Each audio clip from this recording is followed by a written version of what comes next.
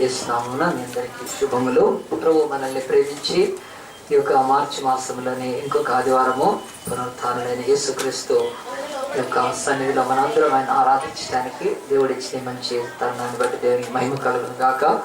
కూడి వచ్చిన మీరందరూ కూడా దేవుని వాక్యంలో అంతకంత ఇంకా మరి బలంలో ఉండాలని, ఈ లోకంలోని ప్రతి సమస్యను చివరికి మరణాన్ని జయించిన యేసుక్రీస్తులో మనం కూడా మరణం మీద విజయం పొంది ఆయనలో ముందుకు సాగాలని ప్రభు కోరుకుంటున్నాడు. కనుక మనం ప్రతి వారం దేవుని మందిరంకి వచ్చి దేవుని వాక్యాన్ని వినటానికి ఒక స్పష్టమైన మరి ఆ యొక్క దేవుడి యొక్క చిత్తమై ఉంది. అదేంటో మనం ఒకసారి మొదటి తెస్సలోనికీయులకు రాసిన పత్రిక 5వ అధ్యాయం తీస్తాము. మొదటి తెస్సలోనికీయులకు రాసిన పత్రిక 5వ అధ్యాయంలో దేవుడి యొక్క వాక్యములో మరి 23వ వచనం, 1 Thessalonians 5:23లో దేవుని వాక్యం ఎలా చెప్తుంది, సమాధానకర్తయగు దేవుడే మిమ్మల్ని సంపూర్ణంగా పరిశుద్ధపరచును గాక.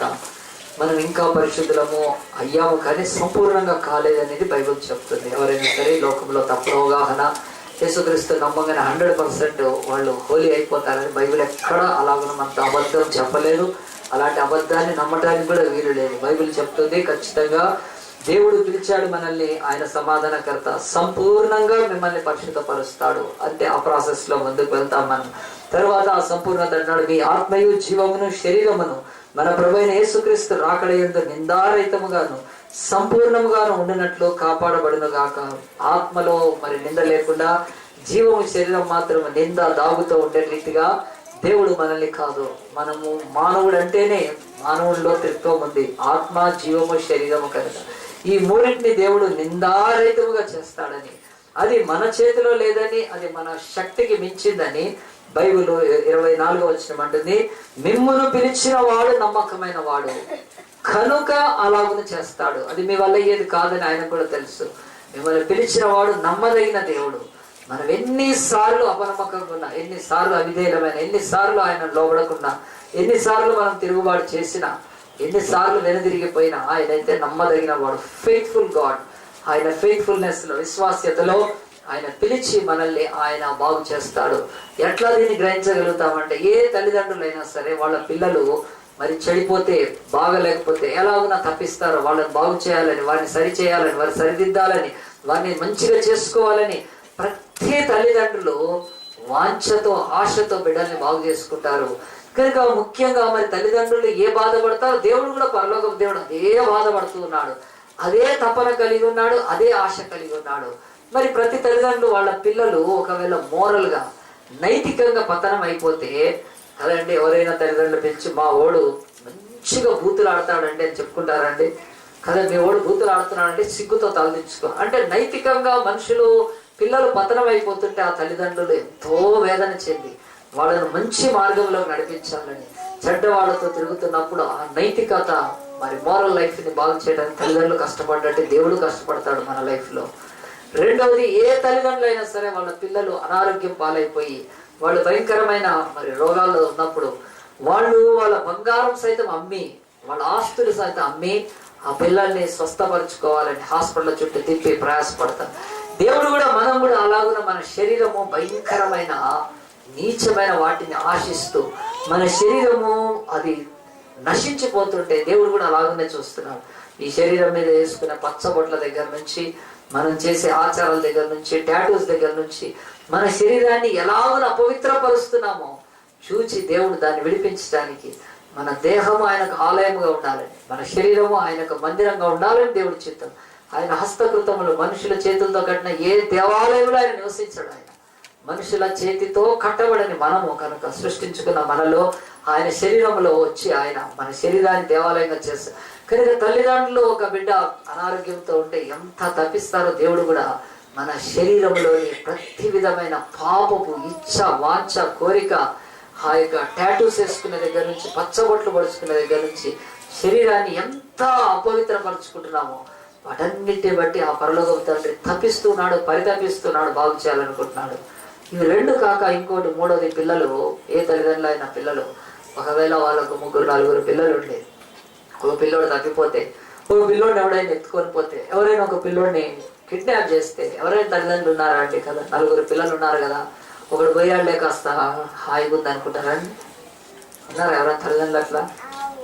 కాస్త గోల తగ్గింది ఇంట్లో అనుకుంటారా?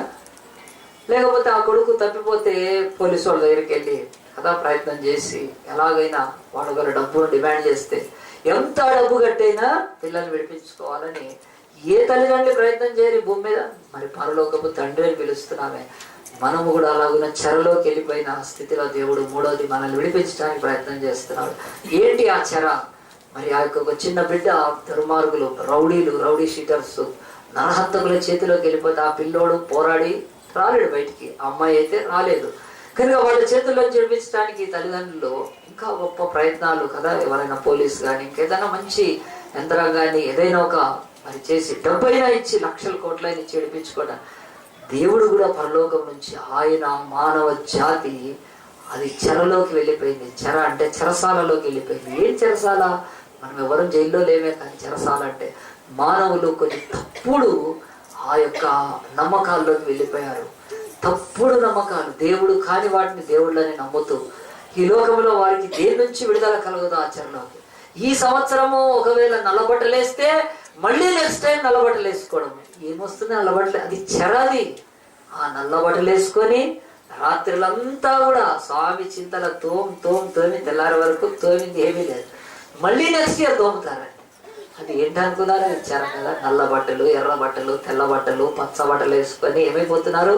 చెరలోకి వెళ్ళి ఎవరు పట్టుకుంటున్నారు? లోకపు దుర్మార్గమైన సాతాను సంబంధమైన పట్టుకున్నప్పుడు వాళ్ళు దాంట్లోంచి రాలేకపోయినప్పుడు పరలోకం తండ్రి కూడా తప్పిస్తున్నాడు. ఈ సంవత్సరమైన ఇలా కళ్ళు తెరలు వీళ్ళ చెరలోంచి బయటికి రావాలని చెప్పి దేవుడు ఈరోజు భూమి మీద మనిషిని కిడ్నాప్ చేసి తమ స్వాధీనంలో పెట్టుకొని పూజల చేత, ఆరాధన చేత మోసం చేస్తున్న ఈ లోకపు నరహంతకులు, దొంగల చేతిలో ఉన్న మానవ జాతిని విడిపించడానికి తన ప్రాణము తీసుకొచ్చి ఇచ్చాడు.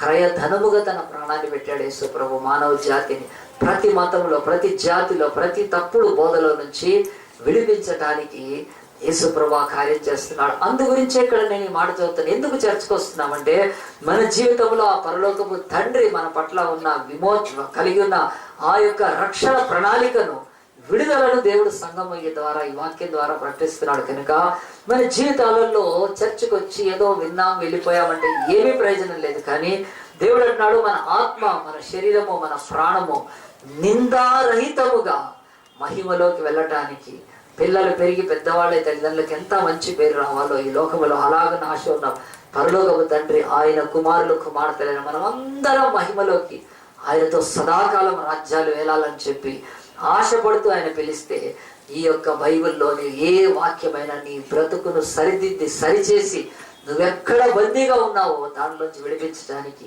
దేవుడు ఆశపడుతున్నాడు. కనుక నేను చెప్పిన 3 విషయాలని సరే నైతికంగా, మోరల్ గా పతనమైపోయిన మనము ఏది మంచో ఏది చెడో తెలుసుకోలేని ఆ స్థితిలో ఉన్నప్పుడు దేవుడు నీతిని బోధిస్తున్నాడు. ఆయన మనం భయంకరమైన రుగ్మతలకు, వ్యాధులకు లోనయ్యి ఉన్నప్పుడు ఆయన గాయాల చేత స్వస్థపరుస్తున్నాడు.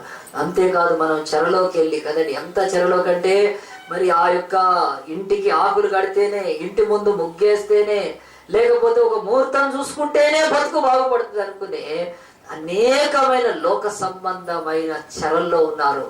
దాన్ని మూర్ఖత్వం అని, దాని మూఢత్వం అని, దాని ఆచారం అని ఏ పేరు పెట్టి పిలిచినా దేవుని బిడ్డలకు మాత్రం తెలుస్తుంది అది చెర. కనుక ఆ యొక్క చెరలో ఉంటారు.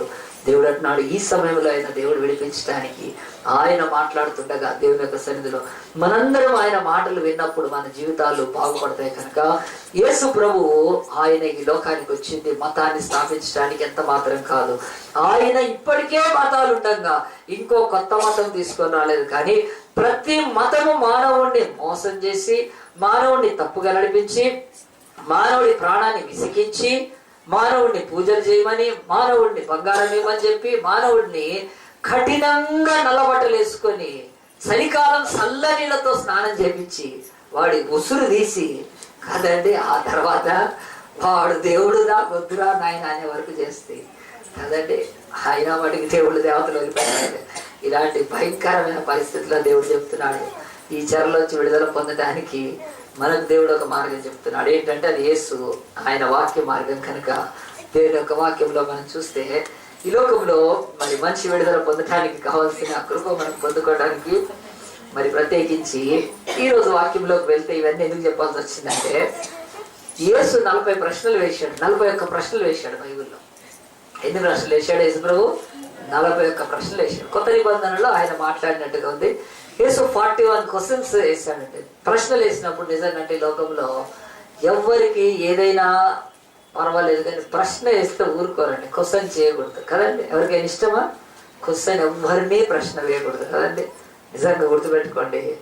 మరి ఇంట్లో మరి భార్య ఇంట్లో ఉంటుంది, భర్త బాగా లేట్కి వస్తాడు. లేట్కి వచ్చినాక భార్య అడుగుతుంది, ఇంత లేట్ అయింది ఎందుకు అంటది. అంటే ఆయనకి ఏమొస్తుంది? తుస్సమని కోపం. నీకేం తెలుసు ఆఫీసులో, ఇంట్లో ఉండి అట్టు చేసుకునే దానివి అని కుయ్యి కోపం కదండి. ప్రశ్న వేయకూడదు ఆయన సార్ని. ఆయన ఎంత లేట్ వచ్చినా కదండి ఏం చేయాలి? నా స్వామి పాదాల దగ్గర నేను ఉంటానండి, మీరు ఎంత లేట్ అయినా రావచ్చు కదండి. ఆలోచించండి, ఏ భార్య అయినా సరే భర్తలు లేట్ అయ్యిందంటే ఆయనకు కోపం ఎక్కడి నుంచో వస్తుంది కదా. ఆలోచించండి. మరి ఇదే ప్రశ్న మరి భార్య ఎటైనా పోయింది, కొంచెం లేట్ అయింది అనుకోండి కదా, భార్య ఎక్కడికి వెళ్ళావు అని అడిగింది అనుకో, అప్పుడు భార్య కోపం రావడానికి లేదండి కదా. ఏమనాలి? నా యజమానుడు అయిన భార్య భర్త, సార్ నేను పలాంటి అయిపోయి వచ్చాను, నన్ను మన్నించి మీరు అనుమతిస్తే లోపల అడుగు పెడతాను అన్నాడు, అంతే కదా. ఇది భార్య విషయంలో వస్తేనేమో ఇట్లా ఉంది, భర్త విషయంలో ఇంత తేడా ఎందుకుందండి అన్నట్టు. ఈ లోకంలో ఎవడైనా సరే నన్ను క్వశ్చన్ చేయకూడదు, నన్ను ప్రశ్నించకూడదు, ఎక్కడికి వెళ్ళావని అడగకూడదు, ఎప్పుడు వచ్చావని అడగకూడదు. ఎవరిని కూడా ఈ లోకంలో ప్రశ్నించడానికి మనుషులు ఒప్పుకోరండి. ఎందుకు ఈ మాట స్టార్ట్ చెప్పానండి? ఈరోజు ప్రశ్న వేయందే నీ జీవితంలో అసలు నీకు ఉండే స్థితి గతి తెలియదు. అందుగురించే దేవుడు వేస్తున్నాడు. ఈరోజు సంవత్సరం అంతా మనం చదువుతాం, చదివిన తర్వాత మనకి ఏమి ఇస్తారు? వాళ్ళు ప్రశ్నలు ఇస్తారు కదా, క్వశ్చన్స్ ఇస్తారు. అసలు క్వశ్చన్స్ వేయకపోతే మనకి ఏం నేర్చుకున్నట్టు? ఇప్పుడు ఏదో నేర్చుకున్నట్టు కదా. ఇప్పుడు కూడా ఏం నేర్చుకోలేదు కానీ క్వశ్చన్స్ ఇవ్వలేదండి, ఏం నేర్చుకున్నట్టు కదా. మనం ఏం రాసినట్టు, ఏం మార్క్స్ వచ్చినట్టు. ఆలోచించండి. క్వశ్చన్ ఇచ్చినప్పుడే, ప్రశ్న వేసినప్పుడే నీ సత్తా, నీ సత్తువ, నీ సామర్థ్యం బయటపడతాయి కదా. మరి నేను యాక్చువల్గా ఒక 20 ఏళ్ల క్రితం నేను కాలేజ్ చదువుతున్నప్పుడు, అప్పుడు మా దగ్గర ఒక బ్యాచ్ ఉండేది. వాళ్లకు సంవత్సరం అంతా ఒకటి, ఏ క్వశ్చన్ వస్తుందో దాన్ని లీక్ చేయాలి. అది వాళ్ళు డబ్బులు వేసుకొని ప్రయత్నం చేసి మొత్తం యూనివర్సిటీ నుంచి కూడా పేపర్ లీక్ చేసేవాళ్ళండి. అప్పుడు మా కాలంలో ఎంత రెగ్యులర్గా అంటే, ఒకసారి పేపర్ లీక్ అయితే అది ఈనాడు ప్రింట్ కూడా వేసాడు. అది ఈనాడు పేపర్లో వచ్చింది, ఈనాడు పేపర్లో క్వశ్చన్ పేపర్ ప్రింట్ అయ్యి వచ్చింది. అంత భయంకరంగా లీక్ చేసేసేవాడు.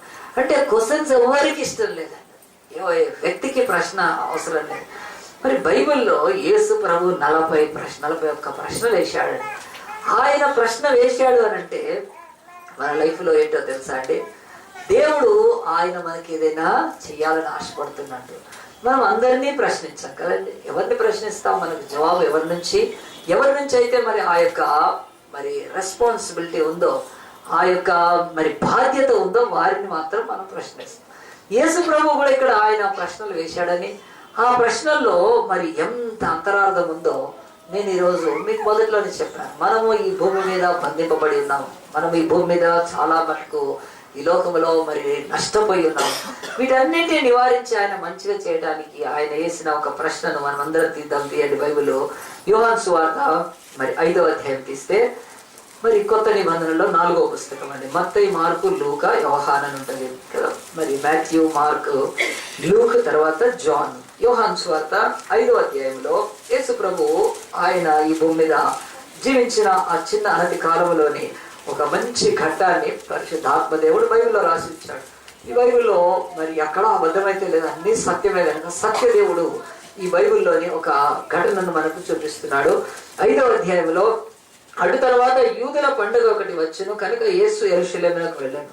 యేసు ప్రభు యెరూషలేముకు తరచుగా వెళ్తూ ఉండేవాడు. ఎందుకంటే యెరూషలేము అది మతానికి కేంద్రంగా ఉండేది.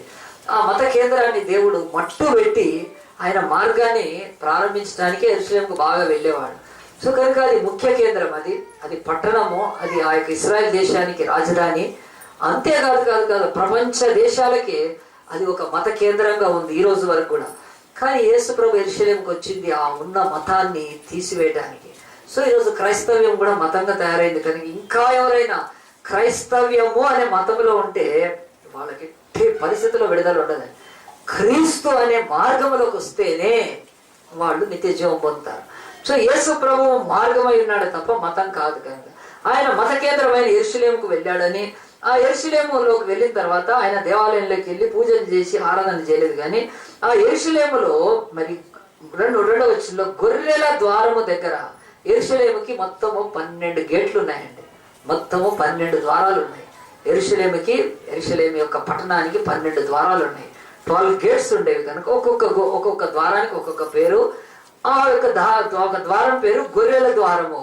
కనుక చాలా సార్లు కూడా మీ హైదరాబాద్ చుట్టూ ఎటు పోయినా బండ్ల కూడా ఉంటది. నేను అడిగేవాని ఇక్కడ బండ్ల కూడా ఎందుకు అని అంటే, ఒకప్పుడు బండ్లు ఆపేవాళ్ళం. మరి ఇక్కడ బండ్ల కూడా ఉంది కదా అని చెప్పి నేను అవతలకు పోయాను. ఆడ బండ్ల కూడా ఉంటుంది, ఎక్కడ చూడు బండ్ల కూడా ఉంటుంది. అంటే బండ్లు పెడితే అది బండ్ల కూడా కదా.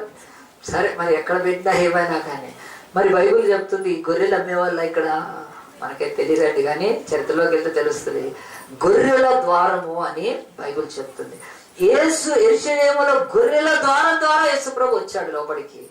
యేసు ప్రభు గొర్రెలకు మంచి కాపరి. హల్లెలూయా. ఆయన గొర్రెల ద్వారంలో నుంచి వచ్చాడు, దొంగల ద్వారం కాదు. ఈ ద్వారంలో నుంచి రాలేదు, గొర్రెల ద్వారం కూడా వచ్చి ఆయన ఏం చేశాడంటే, అక్కడ ఎబ్రీ భాషలో బెతెస్దా అనబడిన ఒక కోనేరు కలదు అని చెప్తున్నాడు. ఆ కోనేరుకు 5 మంటపాలు కలవు.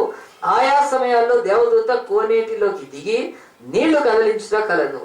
నీరు కదిలింపబడిన పిమ్మట మొదట ఎవడు దిగునో వాడు ఎట్టి వ్యాధి గల వాడైనను బాగుపడిన. కనుక ఆ మంటపములో రోగులు, గుడ్డివాళ్ళు, కుంటివాళ్ళు, ఊచ కాలు చేతులుగా గుంపులుగా పడి ఉన్నారని దేవుని వాక్యం ఇక్కడ ఒక స్పష్టమైన ఒక భౌతికమైన నిర్మాణము, ఫిజికల్ కన్స్ట్రక్షన్ అక్కడ చూపిస్తున్నాడు. యెరూషలేము గొర్రెల ద్వారం ద్వారా వెళ్ళిన తర్వాత దగ్గరలోనే అక్కడ బెతెస్దా అనే కోనేరు ఉంది. అది కట్టించారు ఒకప్పుడు ఆనాటి రాజులు. అక్కడ ఒక అద్భుతం జరుగుతూ ఉన్నది. అది ఏమిటి అంటే, కోనేటిలో నీళ్లున్నాయి. ఆ నీళ్లలోకి పరలోకం నుండి ఒక దూత పంపబడతాడు. ఆ దూత వచ్చి నీళ్లు కదిలియంగానే అక్కడ చాలా మంది ఆ నీళ్లలోకి దిగి బాగుపడతారు. అట్లా రొటీన్ గా బాగుపడుతూ ఉన్నప్పుడు చూసి ఏం చేశారంటే, పేదలకు, బీదలకు, అనాథలకు, దిక్కులేని వారికి లోకంలో చాలా తక్కువ స్థితిలో ఉన్నవాళ్ళు, మరి వాళ్ళందరికీ అది ఆ యొక్క స్వస్థత నిలయముగా ఉంది. Free treatment. మన దగ్గర కూడా హాస్పిటల్స్, గవర్నమెంట్ హాస్పిటల్స్ లో పెద్ద కారిడార్స్ కడతారు. ఎంతో మంది గవర్నమెంట్ హాస్పిటల్కి వచ్చినప్పుడు వాళ్ళకు ఆశ్రయం కొరకు, వాళ్ళ నీడ కొరకు ఎన్నో కట్టి అక్కడ వాళ్ళు వచ్చి అక్కడ ఉంటారు. కనుక పాపం ఎంత మరి పేద స్థితిలో ఉంటారంటే ఆడే వండుకుంటారు. పాపం అక్కడే ఏదో చేసుకొని వాళ్ళకి తీసుకొచ్చిన వాళ్లకు వైద్యం చేయించుకొని తీసుకెళ్తారు. బహుశా అలాంటి అనేక మంది పేదలు ధనవంతులయ్యుండి మంచి వైద్యం చేయించుకోలేని వాళ్ళు, మరి చక్కటి లోకములో మరి గొప్ప అధికారాలు కలిగి అనేకమైన చోట్లకు వెళ్ళి స్వస్థత మరి కొరకు ఆ యొక్క వెళ్ళగలిగిన వారు ఎవరైతే కాకుండా ఉన్నారో వాళ్ళు ఈ మంటపాల దగ్గర కుప్పలు పడి ఉన్నారు.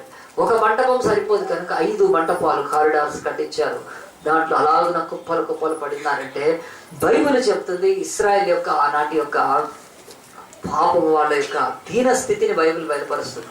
యెరూషలేము అనే గొప్ప పట్టణము, దేవుడి పట్టణము, అద్భుతాలు జరిగిన పట్టణం, దేవుడు నివసించిన పట్టణం, దేవుడు ఆ యొక్క కిరుబుల మధ్యలో ఆ దేవుడు ఎప్పుడైతే యెరూషలేమును వదిలేశాడో, ఎప్పుడైతే ఇశ్రాయేలు పాపములో పడిపోయారో, దేవుడికి లోబడకుండా మత కేంద్రంగా దాన్ని తయారు చేసి పూజలు, పునస్కారాలు, ఆరాధనలు, అర్చనలు, ఆర్భాటాలే తప్ప ఒక్కడికి భక్తి లేదు.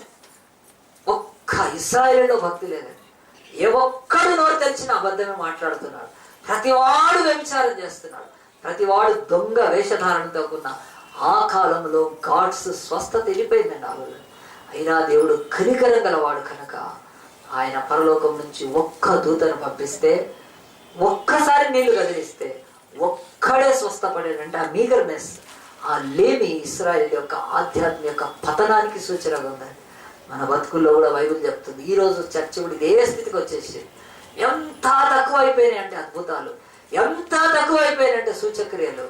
ఎందుకనంటే మనము మతాన్ని ఎక్కువ ప్రేమించి మార్గాన్ని వదిలిపెట్టేసాం. దాదాపు బైబిల్లో లేనివన్నీ క్రైస్తవులు గైకొంటారు, బైబిల్లో ఉన్నది ఒక్కటి చెయ్యరు. ఇది క్వైట్ ఆపోజిట్.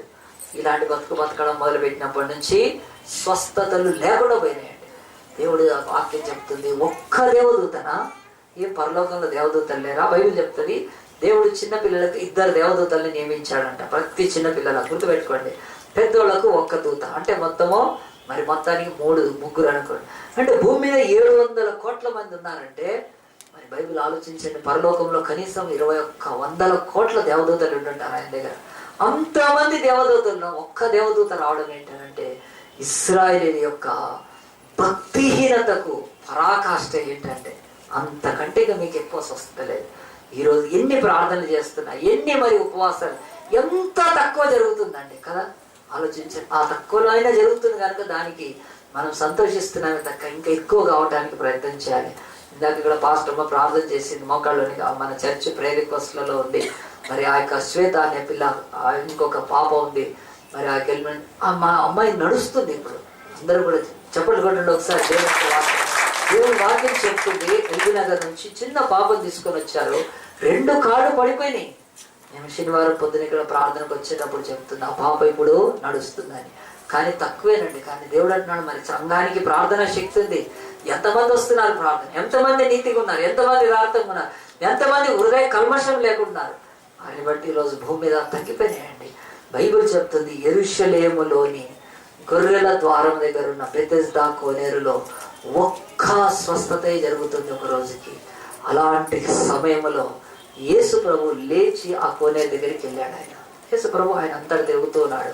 ఆయన లేచి బెతెస్దా కోనేరు దగ్గరికి వెళ్ళాడు. బెతెస్దా కోనేరు దగ్గరికి వెళ్ళినాక యేసు ఏం చేయాలి అక్కడ? యేసుకి ఏం పని అక్కడ? యేసు ఏం మీటింగ్ పెడతాడా? వాళ్ళందరినీ రోగులను అక్కడ అందరినీ కూర్చోబెట్టేసేసి కదండి, అందరినీ కూర్చోబెట్టేసేసి ఒక పాట ఎత్తుకోమని అంటే మన యొక్క పేతురు ఒక పాట ఎత్తుకుంటాడు కదా. ఏమని పాట ఎత్తుకుంటాడు ఆయన కదండి? చెప్పండి, ఒక పాట, మంచి పాట చెప్పండి కదా. యుద్ధమో యెహోవాదే కదా, ఏదో ఒక పాట ఎత్తుకోమని కొంచెం ఆ పాటలు పాడి ఖంజర్లు కొట్టి యేసు ప్రభు బెతెస్దా కోనేరుకి వెళ్ళి మీటింగ్ పెట్టాను వేడా కాదండి. ఆలోచించండి. సరే, యేసు ప్రభు కాక ఇంకొక అధికారి వెళ్ళాడు అనుకోండి బెతెస్దా కోనేరుకి. ఏం చేస్తాడు ఒక అధికారి? ఈ లోకంలో ఎవరైనా సరే, మరి ఆ యొక్క డిఈఓలు అయినా సరే, కలెక్టర్లు అయినా సరే, ఇంకెవరైనా అధికారి ఇలాంటి ఒక స్థలానికి వెళ్తే ఏం చేస్తారండి కదా? ఖచ్చితంగా అక్కడ ఏం చేస్తారంటే చూస్తారు, అంతా చూసి ఈ మంటపం అంతా బాగాలేదు, దీనికి రంగులు వేయించాలి కదా. వేయించాలి లేదా రంగులు? ఏం మాట్లాడలేదు మీరైతే. అయితే ఇవన్నీ ఊడిపోతా ఉన్నాయి కదా, అన్ని లేచిపోతా ఉన్నాయి, అవి బాగు చేయించాలి కదా. నిజంగా ఏ ఆఫీసర్ వచ్చినా అంతేనండి కదా, చూపించాలి. మళ్ళీ రెండోది ఏం చేస్తాడు, ఇక మరి యేసు ప్రభు అటు ఇటు తిరిగి నీళ్ళు ఎట్లున్నాయో తీసుకొని చెక్ చేస్తారు కదా. నీళ్ళు చూసి ఒకసారి బాగానే ఉన్నాయా, నీళ్ళు మంచిగా వస్తున్నాయా, నీళ్ళు వాటర్ బాగా వస్తున్నాయా, బాగా నిండుతుందా అని చూసి వాటర్ చెక్ చేయొచ్చండి కోనేరులో కదా. యేసు ప్రభు ప్రశ్న. అంతేకాదు, ఆయన మరి రిజిస్టర్ తెప్పించి చూసి, ఆయన దేవుడు కనుక పరలోకం నుండి దేవదూతలు రెగ్యులర్గా వస్తున్నారా? ఓకే. మధ్యలో ఎక్కడైనా రాఘవేంద్ర టిఫిన్ దగ్గర ఆగి లేట్ చేస్తున్నా, తిని ఏమి లేదు, వస్తున్నారు బాగా.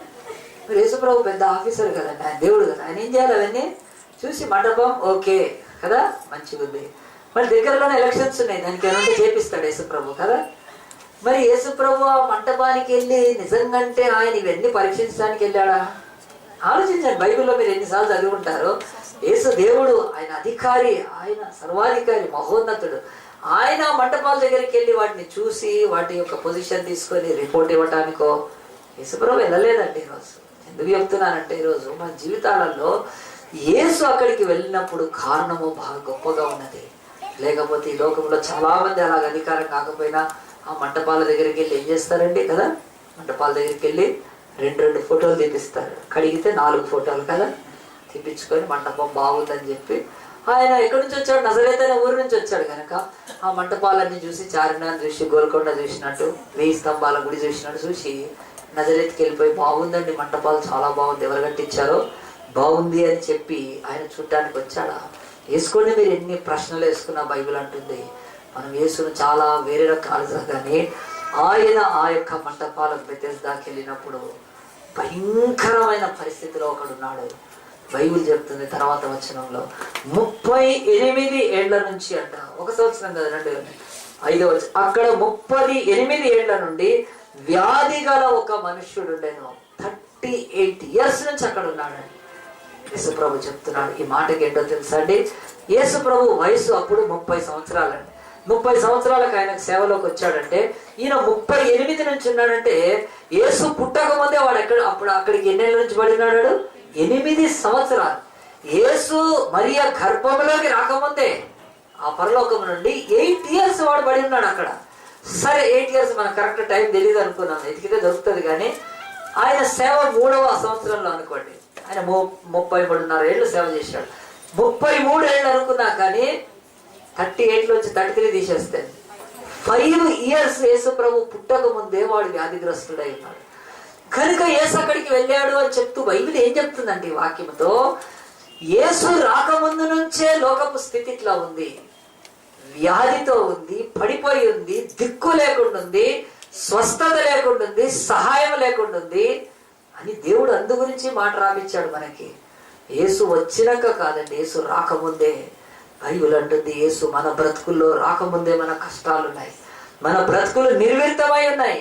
యేసు రాకముందు కూడా మన జీవితాలు అదిగో అలాగున మంటపాల దగ్గర దేవుడి కృపకు లేక తపిస్తూ ఉన్నాయి. ఈ లోకంలో కష్టాలతో, బాధలతో, వేదనలతో, కుటుంబ సమస్యలతో, ఆర్థిక సమస్యలతో. బైబిల్ అంటుంది యేసు రాకముందే యెరూషలేము అనే ఒక దేవాలయం దగ్గర, యెరూషలేము అనే ఒక మత కేంద్రం దగ్గర మనుష్యులు పనికి రాకుండా పడి ఉన్నారు. యేసు ఈ భూమి మీదకి రాకముందే ఆయన ఈ లోకంలోని మతాలన్నీ కూడా అంతకు మించి ఏం చేయలేకపోయినాయి. గుర్తుపెట్టుకోండి, యేసు రాకముందే అంటారు మాది సనాతన ధర్మము, మాది వేదభూమి, మాది కర్మభూమి. సరిగ్గా ఒక్క రోడ్డు ఉండదు సరిగ్గా కదండి. వేదభూమి, కర్మభూమి చెప్పుకోవడానికే తప్ప మా ధర్మం సనాతనమే ధర్మం అంటారు. ఈ ధర్మాలన్నీ ఏం చేసినాయి? కుక్కను ఎద్దును మొక్కేటట్టు చేసినాయి అంతే కదండి. ఎద్దును మొక్కుతున్నారు కదా, తోకుండే కోతిని మొక్కుతున్నారు, విషం ఉండే పామును మొక్కుతున్నారు. అందుకు అట్లా పడి ఉన్నారు. అందు గురించి అట్లా వ్యాధిగ్రస్తులే. దేవుడు నాడు లోక మతాలు ఏం నేర్పించినాయి ఒక్కొక్కడికి. ఉన్న యెరూషలేములో దేవాలయంలోని యూదా మతం కూడా మనుషులకు మట్టి గడ్డి తినిపించి వదిలిపెట్టింది. కనుక యేసు ఎంత వేదనతో వచ్చాడు. ఆ యొక్క మంటపంలోకి వచ్చిన యేసుక్రీస్తు ఆయన నడుచుకుంటూ వస్తున్నాడు ఆ మంటపంలోకి. ఆలోచించండి, ప్రపంచంలోని ఏ దేవుడైనా సరే లేచి నడుచుకుంటూ రాగలుగుతాడా? ఎన్ని దేవుళ్ళని, ఎన్ని దేవతలను మొక్కితే ఏ దేవుడైనా దేవాలయంలోంచి బయటకు వచ్చాడా ఎప్పుడైనా? ఆలోచించండి. ఎప్పుడైనా ఏ దేవుడైనా దేవాలయంలోంచి బయటకు వస్తే ఏమైంటుందంటే వాళ్ళను పల్లకిలో మోస్తూ ఉంటారు. అదొక బొమ్మ, అదొక విగ్రహం, అదొక రాయి. దానికి బట్టలేసి, దానికి ఎండి పెట్టి, బంగారం పెట్టి ఓ దేవుడు అంటుంటే కానీ రాలేడు దేవుడు బయటికి. దేవాలయంలో కూర్చొని ఉంటాడు, బయటికి రాలేడు. బయటికి తీసుకొచ్చారంటే నెత్తి మీద పెట్టుకోవాలి, బయటికి తీసుకొచ్చారంటే పల్లకిలో మయ్యాలి, బయటికి తీసుకొచ్చారు రథాల్లో వీళ్ళ దేవుళ్ళు. దేవుడు అంటున్నాడు మానవులు 38 ఏళ్ళు కాదండి 3000 సంవత్సరాల నుంచి నిర్విర్తులై పడి ఉన్నారు. కనుక ఆ పరలోకపు దేవాలయం నుంచి, గొర్రెపిల్ల దేవాలయం నుంచి యేసు బయటకు వచ్చాడండి. ఆయన బయటకు వచ్చి నరుడుగా అవతరించి మన రూపంలో ఆయన ఈ లోకంలో కాలు పెట్టి ఈ 38 ఏళ్ల నుంచి తను పరలోకంలోనే నిత్యుడు ఉన్నప్పుడు, క్రీస్తు ఉన్నప్పుడు, తండ్రి కుడిపార్శ్వన ఉన్నప్పుడు, 1000 కోట్ల దూతలైన ఆరాధిస్తున్నప్పుడు కూడా వాడు ఇంకా పడే ఉన్నాడు అక్కడ. ఆయన కాలంలోకి వచ్చి నరుడుగా అవతరించి 30 ఏళ్ళు ఇంటి దగ్గర యేసు ప్రభు నజరేతులో ఉంటే ఆడు ఆ యొక్క వ్యాధిగ్రస్తుడు అక్కడే ఉన్నాడు. ఆయన సేవలోకి వచ్చిన 3 సంవత్సరాల్లో కూడా ఉన్నాడు. బహుశా 3వ సంవత్సరం ఆఖరిలో యేసు ప్రభు వచ్చేంత వరకు దిక్కులేదు. ఏం చెప్తున్నాను నేను? నీ జీవితంలో గుర్తుపెట్టుకో, ఈ లోకంలో ఏ దేవుడు దేవతలు లేచి రాలేడు. అవి బొమ్మలు, అవి ఎత్తుకొని రావాలి బయటికి. వాటిలో దేవత్వం ఏముంది? అవి కదలలేవు, అవి మాట్లాడలేవు. అవి ఏదో నెత్తి మీద పెట్టుకొని మళ్ళీ దానికి ఒక కామెంటరీ ఇస్తారు. దేవుడు ఇదిగో బయటకు వచ్చాడు, హంస మీద ఎక్కాడు, గాడిద మీద ఎక్కాడు. ఏం ఎక్కినా ఏమి లేదు. ఏం ఎక్కుతారంటే వాళ్ళు కదా దేవుడు బయటకు వచ్చారండి అడగండి. మరి దేవుడు బయటకు వస్తే వదిలేయండి, అసలు పటప్పని కింద పడుతుందంటే. దేవుళ్ళు అనేవాడు ఒక్క దేవుడు ఉన్నాడండి ప్రపంచంలో. ఆకాశాన్ని చీల్చుకొని, గగనాన్ని చీల్చుకొని ఆయన మానవ జాతి కొరకు నరుడుగా అవతరించిన వాడే విశ్వ సృష్టికర్త, ప్రజాపతి, విశ్వ విరాట్. ఆయన వేద భూమి కాదు, కర్మభూమి కాదు, ప్రపంచం అనే భూమి మీద తన యొక్క మానవ జాతిని కాపాడుకోవటానికి దిగి వచ్చి ఆయన యెరూషలేము దేవాలయం యొక్క ఉండే ప్రాంతంలో బెతెస్దా కోనేరు దగ్గరకు వచ్చి ఆయన ఒక్క ప్రశ్న వేస్తున్నాడండి. ఆలోచించండి, యేసు రాకముందే మతాలు ఉన్నా కానీ ఏమీ చేయలేదు మానవుడికి. కనుక వీడిలాగానే పడి ఉన్నారు. యేసు వచ్చి అక్కడికి ఏం చేశాడంటే ఒక ప్రశ్న వేస్తున్నాడు. చూడండి, అదే ప్రశ్న ఈరోజు బైబిల్ అంటుంది 6వ వచనంలో, యేసు వాడు పడి ఉంటే చూచి వాడప్పటికి బహుకాలం నుండి ఆ స్థితిలో ఉన్నాడని ఎరిగి స్వస్థపడగోరుచున్నావా అని వాడిని అడుగుతున్నాడు, ప్రశ్న వేస్తున్నాడండి. ఇదే మనకి ఈరోజు మూల వాక్యం కూడా. చాలా సార్లు మనం కూడా కదా ఒక ప్రశ్న వేస్తాం కదా, ఎవరైనా ఉన్నారా కదా, తలుపు కొడతాం, కొట్టి ఏం చేస్తాం, ఎవరైనా ఉన్నారా అని అంటాం. అది చాలా మంచి పద్ధతి అండి. కొంతమంది ఏం చేస్తారంటే తలుపు కొట్టకుండా తలుపు తెరిచి వచ్చి కూర్చుంటారు లోపల ఇంట్లో సోఫాల్లో. ఎడ కూర్చుంటారు. అట్లా కూర్చున్నప్పుడు వాళ్ళనే తిట్టుకుంటున్నాం అనుకోండి, వాళ్ళకి అర్థం కాదు కదా. చాలాసార్లు ఈ కామన్ సెన్స్ లేక చాలా మంది ఎవరైనా ఇంటికి వెళ్తే తలుపు కొట్టి వెళ్ళాలండి కదా. కొంతమంది ఏమనుకుంటారు, తలుపు కొట్టడమో అది మర్యాద కాదు, డైరెక్ట్ పోయి కూర్చోవడం మర్యాద. వాళ్ళు కూర్చున్నాక వాళ్ళే నేను తిట్టుకుంటుంటే ఇంకేం మర్యాద నీకు? జాగ్రత్త, తలుపు కొట్టండి. కొడితే వాళ్ళు మన గురించి మాట్లాడుకుంటే ఆపేస్తారు, మనం వినకుంటుంటది. ఇంకా తర్వాత కూర్చొని వింటా మాట్లాడుతుంటే చాలా కష్టం కనుక దయచేసి గుర్తుపెట్టుకోండి, తలుపు కొట్టి ఎవరైనా ఉన్నారా అని అడిగి లోపలికి వెళ్ళడం మద్దతు మంచిది కనుక. ఇక్కడ యేసు ప్రభు కూడా ఏం చేస్తున్నాడో తెలుసా అండి? ఆయన అడుగుతున్నాడు, ఏమని అడుగుతున్నా అంటే, బాగుపడగోరువాడు ఎవడైనా ఉన్నాడా? అది యేసు ప్రశ్న. ఈరోజు ఉదయం నేర్చుకుందాం. ఈ బాగుపడగోరువాడు ఎవడైనా ఉన్నాడా? వీడిని అదే అడుగుతున్నాడు. నువ్వు బాగుపడాలనుకుంటున్నావా అని అడిగాడండి. అడిగినప్పుడు ఆ యొక్క మరి 38 ఏళ్ల నుంచి వ్యాధిగ్రస్తుడు సరిగ్గా జవాబిచ్చాడు. చాలా మంది మన దగ్గర ఎట్లా జవాబిస్తారు? ఏం నీకు కనిపిస్తలేదా అంటారు కదా. ఇలాంటి మాటలు మాట్లాడకూడదండి కదా చాలా మంది. ఆ తర్వాత వీడిని చాలా మంది అడిగి ఉంటారు. ఆ మాటలు అడిగితే వాడికి అలా ఫస్ట్ లో కోపం వచ్చి ఉంటుంది కదా. ఏం లేదు నాయన, ఉట్టి మీద పండుకోవటానికి వచ్చానన్నాడా? మనకు ఒకసారి బాగా కోపం వస్తే అంతే అంటాం కదండి. అలాగునా అనలేదండి ఆయన. కానీ అంటే తర్వాత అలవాటు చేసుకున్నాడు. అతని జీవితంలో అతడు యేసు ప్రభు వేసిన ప్రశ్నకు చెప్పిన జవాబు చూడండి. ఆ రోగి అంటాడు, అయ్యా, నీళ్లు కదిలింపబడినప్పుడు నన్ను కోనేటిలోకి దించుటకు నాకు ఎవడునో లేడు గనక నేను వచ్చినంతలో మరి ఒకటి నాకంటే ముందుగా దిగునని ఆయనకు ఉత్తరం ఇచ్చాను. బైబిల్ చెప్తుంది, యేసు ప్రభు వేసిన ప్రశ్నకు సమాధానం రాలేదు. దాదాపుగా ఈ రోజు భూమి మీద కూడా ఒకటి అడిగితే ఇంకోటి చెప్తారండి. ఖచ్చితంగా మనిషికి ఇది న్యాచురల్ గా ఉన్న ఒక స్వభావం. మీరు ఒకటి అడగండి, ఇంకోటి ఖచ్చితంగా అదే చెప్తారు. ప్రశ్నకు సరైన సూటి అయిన జవాబు 1000 మందిలో ఒక్కళ్ళేమో చెప్తారండి. వాళ్ళు కూడా కీర్తిశేషులై ఉంటారు, ఇంకా వాళ్ళు ఉంటారు కూడా. జవాబు చెప్పారండి, ఎప్పుడు కూడా చెప్పారు కదా. మరి ఆ స్వభావం మానవుల్లో ఉంది కనుక యేసు కూడా తెలుసు కనుక ఆయన ఏమనుకున్నారు. కానీ ఇక్కడ బైబిల్లో ఈ మాట ఎందుకు రాశారంటే, మనము దేవుడు మనల్ని ఏమడిగాడో దానికి జవాబు చెప్పాలి తప్ప ఇలా కూడా జవాబులు ఇవ్వడం నిష్ప్రయోజనము. ఏం చెప్తున్నాడంటే, ఆయనకు యేసు ప్రభు ఫస్ట్ టైం వచ్చాడు ఈ మంటపంలోకి. ఆయనకు ఇక్కడ ఇలాకాలో ఏమీ తెలియదు అనుకుంటున్నాడు మనోడు.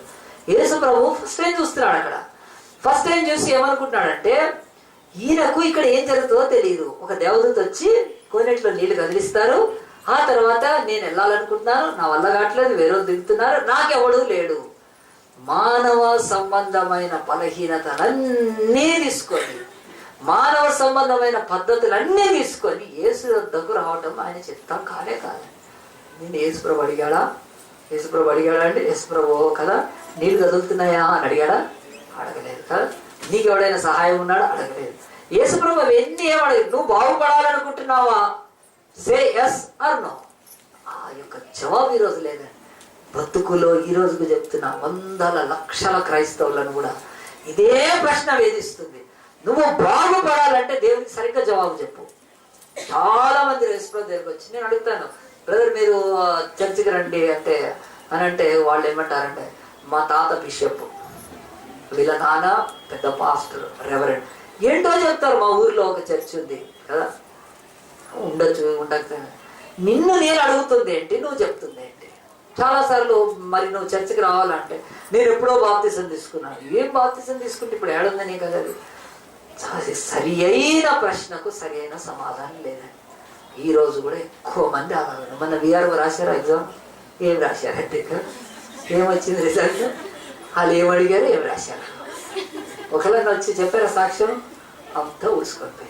అంటే వాళ్ళు అడిగే క్వశ్చన్కి మీ దగ్గర జవాబు లేదనే కదా. చాలా ఎన్ని ఎగ్జామ్స్ రాస్తారు ఇట్లా, ఇంకెన్ని రాస్తారండి ఎగ్జామ్లు? పోవడం, వాళ్ళు వైట్ వాష్ చేయడం, ఇంతేనా? కాదండి. ప్రశ్నకు జవాబు కరెక్ట్గా ఇవ్వాలి.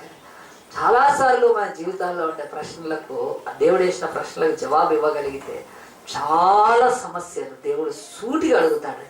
యేసు ప్రభు సుకారనే భావి ఒక్క అధ్యాయం వెనకే ఉందండి, మీరు ఏనక్కర్లేదు. ఒక ఆమె వచ్చింది మధ్యాహ్నం నీళ్లు పట్టుకోవడానికి వచ్చింది. డైరెక్ట్ ఆమెను అడిగాడు. అని ఏమని అడిగాడు తెలుసా? నీకు నీళ్ళు కావాలా అన్నాడు. ఏం నీళ్ళు ఇస్తావని అంటే జీవజలం ఇస్తా అన్నాడు దేవుడు. ఫుల్ మస్తు ఉంటాయి నీళ్ళు, అవి తాగామంటే నీకు ఇక తప్పికే ఉండదు అన్నాడు. ఖతర్నాక్ వాటర్ ఇస్తావా? ఇస్తా నీకు అన్నాడు దేవుడు. చూడ అంటే అంతే, సరే ఇచ్చేసేయండి. ఇచ్చేసేయండిగా నాకు తెలివి ఉపయోగించి, అసలు నీ దగ్గర నీళ్ళు ఇవ్వడానికి బొక్కెం లేదు, తాళ్ళలేదు, ఏం లేదు, ఎట్లా ఇస్తావు అంటే ఆమె చూసింది. నీళ్ళు ఇవ్వాలంటే బొక్కెన కావాలి. అలాగనంటే యశ్ప్రభు అన్నాడు అవంతా ఏముండదు, నాది అంతా కూడా అబ్రాక దబరా అన్న ఇల్లు, అంత అవసరమే ఉండదు. హాంఫర్ట్ నీళ్ళు ఇస్తాను, నీళ్ళు అయితే ఇస్తాను, నా దగ్గర ఉన్నాయి నీకు అని. ఏం చేశాడంటే సరే ఇచ్చేయండి అంటే, పోయి నీ మొగుడిని తీసుకొని రా అంటే ఆమె ఏం చెప్పిందండి, నాకు మొగుడు లేడు. డైరెక్ట్ చెప్పేసేసింది, నాకు భర్త లేడని చెప్పింది. ఆమె దొడ్డ దారికి వేడ సూడిగా అడిగింది, నీ భర్తను తీసుకురా, నాకు భర్తే లేడని చెప్పేసింది. అప్పుడు యేసుప్రభు భర్త లేడన్నది నిజంగా, నీకు 5గురు ఉన్నారని చెప్పి ఆమె పాప జీవితాన్ని బయట పెట్టి రహస్యంగా, సీక్రెట్ అంటే పర్సనల్గా ఆమె దేవుడు మార్చండి. ఎందుకు నేను చెప్తున్నానంటే, దేవుడు అడిగిన దానికి ఎవరైతే జవాబు చెప్పారో సరిగ్గా వాళ్ళ బతుకులందరే బాగుపడ్డాయి. బైబిల్ చెప్తుంది, నువ్వు స్వస్థపడాలనుకుంటున్నా, బాగుపడాలనుకుంటుంటే నీళ్ళ గురించి ఎందుకు, నీకు ఆ యొక్క దేవదూత గురించి ఎందుకు, ఎవరో వచ్చి సహాయం చేయాలంటే బైబిల్ చెప్పగానే చెప్తుంది. మనుషులు ఈ మాటలన్నీ చెప్తున్నారంటే అతని జీవితంలో ఒంటరి వాడైపోయాడు. ఈరోజు గుండె మీద చేపెట్టుకొని మీరు ఎట్లాంటి ఒంటరి బతుకులు బతుకుతున్నారో ఆలోచించండి. మనం ఒంటరిగా బతుకుతున్నాం ఈ లోకంలో. మతం మనకు సహాయం చేయట్లేదు, మనుష్యులు మనకు సహాయం చేయట్లేదు, ఈ లోకంలోని ఏ ప్రభుత్వాలు మనకు సహాయం చేయలేని స్థితిలో ఉన్నాము. గుండె మీద మీరు చేపెట్టుకొని ఒక్కళ్ళు ప్రార్థన, ఎన్ని స్థితుల్లో మీరు ఒంటరి అయిపోయారండి. అలాంటి ఒంటరి నిరాశ బ్రతుకుల దగ్గరికి యేసు వస్తాడు. ఆయన సమీపంగా వచ్చి అడుగుతాడు, నువ్వు బాగుపడి స్టిల్ ఈరోజు నువ్వు బాగుపడాలనుకుంటున్నావా అని అంటున్నా. అంటే యేసు ఎందుకు వచ్చి అడుగుతున్నాడంటే నేను చెప్తాను, బైబిలే చెప్తుంది. 38 ఏళ్ళు అంటే 38 ఏళ్ళు నిరవధిక ప్రయత్నం చేస్తున్నాడండి. చెప్పండి కొడదాం ఒక్కసారి. దేవుడు అంటున్నాడు, ఈ రోజు వరకు నేను ఎప్పుడు ప్రశ్నలు వేసుకున్నాను బైబిల్లోనే, ప్రభువా నువ్వు ఎందుకు బెతెస్దా కోనేరుకి వెళ్ళావు, నువ్వు ఎందుకు అతనితో మాట్లాడావు, దాని ఉద్దేశం ఏంటి అన్నప్పుడు దేవుడు వాక్యం ధ్యానిస్తే చెప్పింది ఏంటంటే 38 years నుంచి is ready to or eager to be healed. స్వస్థత పడటానికి ఇష్టపడుతున్నాడు. ఈరోజు మనం నిజంగా స్వస్థపడటానికి, బాగుపడటానికి సరిగ్గా 3 వారాలు చర్చికి రారండి. సరిగ్గా బాప్తిసం తీసుకున్నాక 4 వారాలు చర్చికి రారు. దేవుడిలో భయంకరమైన క్రమశిక్షణ రాహిత్యము, సరైన డిసిప్లిన్ ఉండదు. ఈరోజు కనిపిస్తారు, మళ్ళీ నెల రోజులు కనిపిస్తారు నాకు. ఎందుకంటే చాంతి కదా, చుక్కలు అట్టే కనిపిస్తాయి కానీ రారండి కదా. 4 రోజులు ప్రార్థనకు వస్తారు, వచ్చి ఏం చేస్తారు, మాకు ఏం కాలేదు మేము వదిలేసాం. మరి ఎక్కడికి పోవాలి కదండి, ఎక్కడో ఉంటారు సిటీలో, గార్డెన్స్లో పెడతారు కదండి ఫ్లూట్ వాయించుకుంటా. ఒక తాడేస్తారు, ఇక తాడేసి స్వస్థపరుస్తానని, మీరంతా స్వస్థపడ్డారని చెప్పి. అలాగే ఎక్కడో గార్డెన్స్లో ఏవో చర్చిలు ఉంటే పోయి ఏమో చేస్తున్నారంటే తిరిగి వస్తున్నారు, మళ్ళీ ఇలా కనపడరు. నాకు నేను చెప్తున్నాను, నీ ఒంటికి, నీ చెవికి, నీ బతుకుకు వాక్యం కొంతకాలమే ఎక్కితే మన వస్తుందేమో. అది ఇక్కడ తిరిగి అక్కడ తిరిగి 4 చోట్ల తిరిగితే నీకేమీ లేదు. అట్లాంటి వాళ్ళ దగ్గరికి యేసుప్రభు ఎప్పుడు రాడు కూడా. అట్లాంటి వాళ్ళకి వాళ్ళు ఇక్కడ కనిపిస్తారు, ఇంకో దగ్గర కనిపిస్తారు, 4 దగ్గర కనిపిస్తారు. ఎక్కడ వాయిద్యాలు వాయించి కొంచెం కోట్లు సూట్లు వేసుకొని కొట్టారో అక్కడికి వెళ్ళిపోతాం. నీ లైఫ్లో నీకేమొస్తుందండి? దేవుడు మాత్రం రాడు, గుర్తుపెట్టుకోండి. అందరూ వచ్చిపోతారు. కానీ బైబిల్ అంటుంది, జగద్రక్షకుడు, లోకరక్షకుడు, లోక విశ్వానికి సృష్టికర్త తన సింహాసనంలో నుంచి, దేవాలయంలో నుంచి దిగి 38 ఏళ్ల వ్యాధిగ్రస్తుడి దగ్గరికి వచ్చాడంటే యేసుప్రభు ఎందుకు వచ్చాడు తెలుసా? వాడికి స్వస్థపడాలని ఆశ ఉంది. అక్కడే ఉన్నాడు వాడు. ఈ రోజు కాకపోతే రేపు దేవుని దూత వచ్చి కదిలిస్తే నేను వెళ్తాను, నేను స్వస్థపడతానని వాడు సావును అపేక్షించలేదు, వాడు నిరాశను ధరించుకోలేదు, అక్కడి నుంచి వెళ్ళిపోలేదు. కానీ అక్కడున్నాడు కనుక యేసు వచ్చాడు అక్కడికి. గుర్తుపెట్టుకోండి, ఈరోజు నీ జీవితంలో 4 weeks చర్చకి సరిగ్గా వస్తున్నావా? 1 సంవత్సరం నీ కానుకలు ప్రభువుకి సరిగ్గా ఇచ్చావా? నీ పేదరికం పోవటానికి కనీసం 4 ప్రార్థన ఉపవాస కూడికలకు వచ్చావా? నువ్వు సిగ్గులాంటి లేదండి. యేసు ప్రభు వస్తాడు, గుర్తుపెట్టుకోండి. అతని దగ్గరికి ఎందుకు వెళ్ళాడనంటే 38 years నుంచి continuously, constantly he is eager to be healed. స్వస్థపడటానికి ఇష్టపడుతున్నాడు కనుక యేసు అతని దగ్గరికి వెళ్ళాడు. గుర్తుపెట్టుకోండి, యేసు ప్రభు చెప్పిన మాట అలాగున మన జీవితాల్లో కూడా ఈ స్థితిలో ఉన్న ఆశపడి ఆయనలో కొనసాగితే యేసు మన యొద్దకు వచ్చి నిలిచి మాట్లాడి మనం చెప్పే ఎన్ని వాటినైనా వింటాడు తప్ప వాటిని ఏమి ఇచ్చేయలేదు. కానీ ఏది చెప్పిన మాట చూడండి, బాగుపడాలనుకుంటున్నావా, బాగుపడగోరువాడు ఎవడైనా ఉన్నాడా అని యేసు ప్రశ్నిస్తూ అలాగని అడిగినప్పుడు వాడు సరైన జవాబు చెప్పలేక, కానీ జవాబు ఎట్లా వచ్చింది? 8వ వచ్చింది. యేసు అంటున్నాడు, నీవు లేచి నీ పరిపెత్తుకొని నడువమని వానితో చెప్పాను. బైబిల్ చెప్తుంది బాగుపడాలనుకుంటున్నావా, అయితే బైబిల్ ఇక్కడ చెప్తున్న సీక్రెట్ ఆ యొక్క సూత్రమైన మాట వినాలి. యేసు అంటున్నాడు, నాకు కోనేటి గురించి పని లేదు, నాకు దేవదూతలు వస్తున్నారా లేదా అక్కర్లేదు, నీళ్లు కదులుతున్నాయా కదలట్లేదా నాకు అక్కర్లేదు, అసలు స్వస్థత ఉందా లేదా నాకు అక్కర్లేదు, ఆ తర్వాత నీకు సహాయకుడు అది నాకు అంతకంటే అక్కర్లేదు. నాకు ఒక్కటి కావాలి, నువ్వు స్వస్థపడాలనుకుంటున్నావా, బాగుపడగాలనుకుంటున్నావా, నా మాట వినాలి. అంతేనండి ఈరోజు వాక్యం నేను గుర్తుపెట్టుకోండి. నీ జీవితంలో బాగుపడాలనుకుంటున్నావా, అయితే దాన్ని ఎదురుగా రాసి పెట్టుకో, యేసు మాట వినాలి. ఎందుకు యేసు మాట వినాలి? యేసు మాట ఇంత వైరుధ్యంగా ఉంది అంటే అసలు అట్టే ఉంటది మాట. యేసు ప్రభు అన్నా నువ్వు లేవు అంటే అప్పుడు అతను ఏమనాలి, యేసయ్యా నీకేమన్నా దమాకుందా, ఇదేంటి నాకు ఇంత బాగాలేకపోతే అట్లా నేను లేచే నడిచేటట్టయితే నేను ఎప్పుడో దూకి వెళ్ళిపోయేవాడిని కదా, నేను లేవలేనని నన్ను లేవమంటావేంటి? ఇక యేసుప్రభు వేసిన మాటకు అది ఎట్లా ఉందండి, ఇంత విడ్డూరం. చాలాసార్లు యేసుప్రభు మాట్లాడితే బైబిల్ అంతా ఎట్లా ఉంటుంది. వాడికి బాగలేకనే కదా వెళ్ళట్లేదు, వాడు లేవలేకనే కదా వెళ్ళట్లేదు. మరి అలాంటి వాడు ఆడే లేచినట్టయితే మరి వాడికి యేసుప్రభు కూడా స్వస్థత ఎందుకు కలగకుండా? చాలాసార్లు ఎందుకు చెప్తానండి ఈ మాటలో, యేసు మనకు చెప్పినప్పుడు అది చాలా వైవిధ్యం ఉంటుందండి. అసలు వ్యాధిగ్రస్తుడు అయ్యండి 38 ఏళ్ల నుంచి అనారోగ్యంగా ఉన్న వాడు ఎట్లా లేస్తాడు? యేసు అంటున్నా నువ్వు లేచి నీ పరిపెత్తుకొని అడుగుమంటున్నాడండి. యేసు మాట వినాలంటే చాలా ఆడుకుంటుంది, కానీ బైబిల్లో చెప్తున్న వాడు విన్నాడని. మన లైఫ్లో చెప్తాను, యేసు మాట వినాలంటే ఫస్ట్ ఏం చేస్తారు? మా సార్ వద్దంటారండి, మా ఆయన వద్దంటే ఆయన వద్దండి.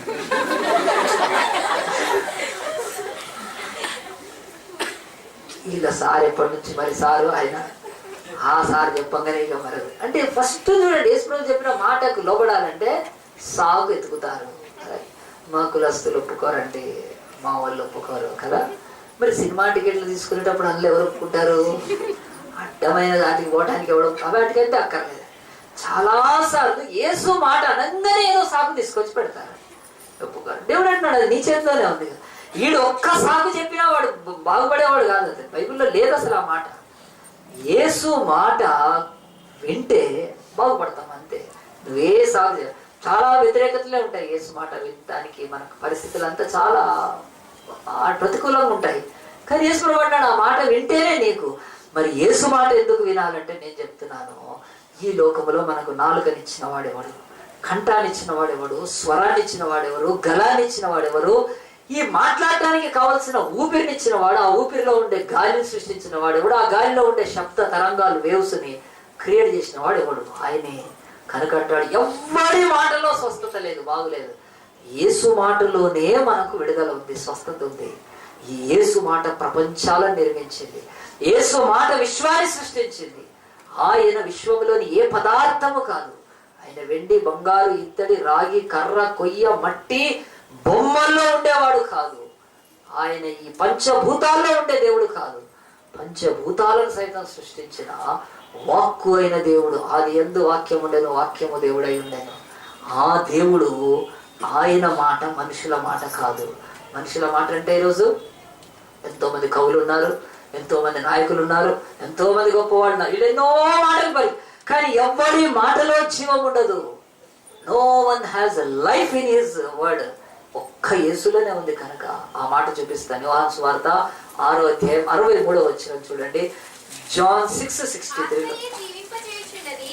తీయండి, అందరు తీయండి. యోహాను 6:63, జాన్ 6:63. నెక్స్ట్ చాప్టర్ ఉంది. ఆత్మయే జీవింపచేయుచున్నాడు, శరీరము కేవలం నిష్ప్రయోజనము.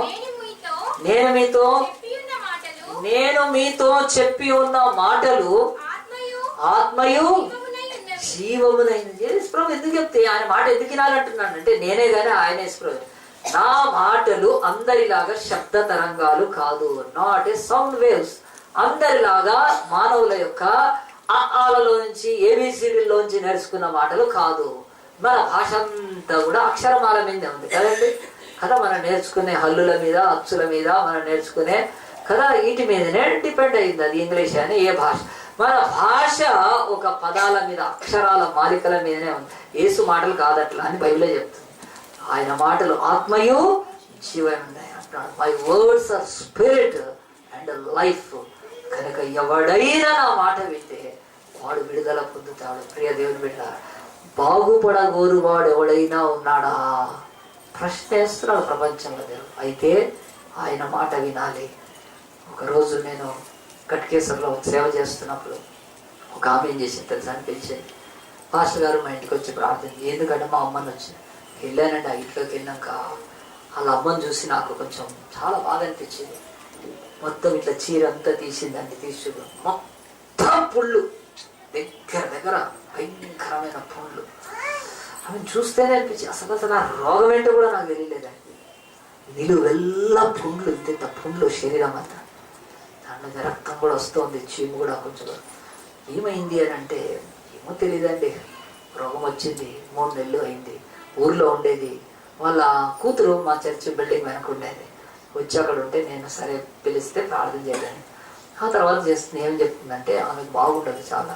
ఆమె ఎంతో చూసాను ఎందుకు వచ్చిందో, ఎట్లా వచ్చిందో, వాటర్ని బట్టి వచ్చిందో, ఫుడ్ని బట్టి ఏమో మనకైతే తెలియదు. కానీ మొత్తానికి అయితే రోగం వచ్చింది. అయితే రోగం వస్తే ఆమె అంత ఇదిగా కాలేదండి. కానీ ఆమె ఒకటి ఏం చెప్తుందనంటే ఆమె నిద్రపోలేదు. ఎందుకు నిద్రపోలేదు అన్ని పుండ్లతో? ఎంతవరకైనా కొంచెం తింటే కాసింది కాదు.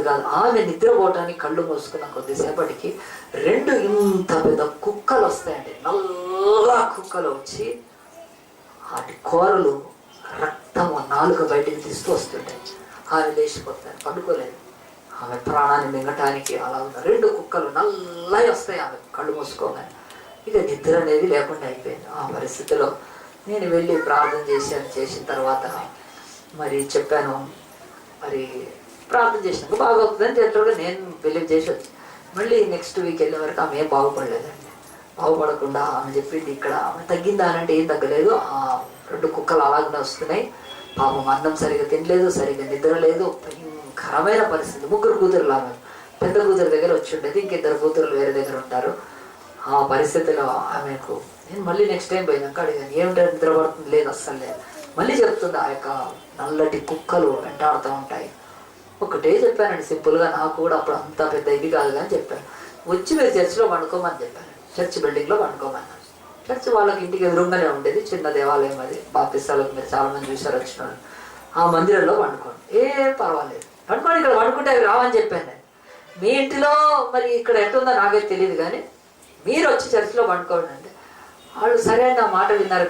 నేను చెప్పిన తర్వాత వెళ్ళిపోయారు. కానీ వాళ్ళు రాలేదండి ఆ చర్చిలో పండుకోవటానికి. ఆమె రాలేదు. ఆమె వాళ్ళు వేరే కులస్తులు. వాళ్ళు ఏం చేశారంటే నేను ఎట్టు పోయి చర్చిలో పండుకోవాలి? ఆ చర్చ్ అంటే ఏంటంటే వాళ్ళు తక్కువ కులస్తులు లేదు. నిజంగా అక్కడ మేము సేవ చేసినప్పుడు ఎరికల వాళ్ళు, లాంబాడి వాళ్ళు, యానాది వాళ్ళు అందరూ వాళ్ళ మధ్యలో సేవ చేశాను నేను చాలా కాలం. నాకేం బాధ లేదు, నేను మంచిగా పోతాను. కానీ ఆ మందిరం అనేది అలాగని వచ్చేవాళ్ళని చెప్పి మేము ఎట్లా పోతాం అక్కడ పండుకుంటాం. ఆమె ప్రశ్న వచ్చేసిందా? వచ్చి ఏం చెప్పింది అంటే రాలేదండి. తర్వాత అంటే నేను అడిగాను ఎందుకు రావట్లేదంటే పాస్టర్ మా వాళ్ళు అందరు కులస్తులు పోయి ఆడ పండుకుందాం అనుకుంటారు, మాకు మంచిగా ఏదైతే లేదు. నేను చెప్పాను మీ ఇష్టం, మరి ఇక్కడ వచ్చి వండుకోనని ఇక్కడ ఉండేనే నేను. మీ ఇంట్లో ఆ ప్రాబ్లం ఉంది కానీ కనీసం నిద్రపోతే అన్న కొంచెమన్నా మనిషికి విశ్రాంతి. అసలే ఆ పుండ్లతో అంతా బాధపడుతుంది. వచ్చి పండుకోండి, మాకేం అబ్జెక్షన్ లేదు, చర్చిలో ఎవరైనా వచ్చి పండుకోవచ్చు అని నేను చక్కగా పర్మిషన్. వాళ్ళు కులము తక్కువ వాళ్ళ మందిరాల్లో పోయి పండుకున్నదని ఊర్లో అనుకుంటారు. రేపు కూతురులకు సరిగ్గా పెళ్లి కావాలంటే ఏందేందో నేను అన్నా మీ ఇష్టమమ్మా, ఇప్పుడుకున్న స్థితి సరిపోవట్లేదు, మీకు ఉండాలంటే ఉండండి, నాకేమీ లేదు, మరి మీరు వచ్చి పండుకుంటా అంటే లేదంటే. ఆ రోజంతా ఇదయ్యారండి. ఒక రోజంతా అయిపోయిన తర్వాత మళ్ళీ ఫోన్ చేసి అక్కడ తాళం ఉండే తాళం తీసుకొని మరి ఆమెకు ఉండే చీము రక్తం కారుతుంటే మరి బట్టలన్నీ ఏం కాదు, చర్చిలో కార్పెట్ల మీద వండుకోవచ్చు. 100 కార్పెట్లు కొంటాం కానీ మాకు అట్లా ఏమి అంటుకునేది అస్పృశ్యత లేవు, మాకు చర్చిలో ఉండవు. సరిపోతే కార్పెట్ బాగలేకపోతే పడేస్తామని చెప్తే పాపం వచ్చి పండుకుందండి. పండుకున్న తర్వాత 1 వీక్కి ఆమెకు మంచి నిద్ర పడుతుంది. ఆ యొక్క కుక్కలు ఆమెను ఎంటాడలేదు, ఆ సాతాను అది ఎంటాడలేదు. బాగైందండి. బాగైన తర్వాత ఆమె పుండ్లు మాత్రం తగ్గలేదు. కానీ చర్చిలో అందరు ఆదివారం వచ్చిన తర్వాత అట్లా ఆ డోర్ పక్కన అట్లా పండుకొని ఉండేది. ఆదివారం వచ్చిన తర్వాత అందరికి అడ్డమవుతుంది కనుక అట్లా వెనక పోయి కూర్చుండేది పాపం. ఇంకా వాక్యం చెప్తా ఉండేవాడిని. ఆమె ఉందని చెప్పి దేవుని ఆత్మ నాకు ఎక్కువ స్వస్థతల మీద చెప్పాను. అనోజిగూడలో ఎన్నో సిరీస్లు బోధించానండి. అక్కడ బోధించినందుకు ఇక్కడ మీకు చెప్పలేకపోతున్నాను. పేదవాళ్ళ మధ్యలో ఎన్నో సిరీస్ ఆ వాక్యాలు చెప్పాను. యేసు స్వస్థతలు తీసుకొని బైబిల్లో 33 స్వస్థతలకు అన్నిగా చెప్పాను ఒకసారి. బహుశా అప్పుడు ఆమె చెప్పినప్పుడు ఆమె కూడా ఉందేమో. ఆమె నమ్మడం మొదలుపెట్టింది. వాక్యం చెప్తుంటే కళ్ళలోంచి కన్నీళ్ళు కారుతాము. మేము నమ్మిన దేవుళ్ళు ఏంటి, చేసిన పూజలు ఏంటి, బతుకున్న బతికి ఏంటి, నా పాపం ఏంటి, నన్ను ఈ స్థితి ఎందుకు తీసుకొచ్చిందో ఆమెకు అర్థమైపోయింది వాక్యంలో. కన్నీళ్ళతో కాలుస్తూ ఉంది. ఆ తర్వాత మంచి నిద్ర అయితే పడుతుంది, ఏమీ లేదు.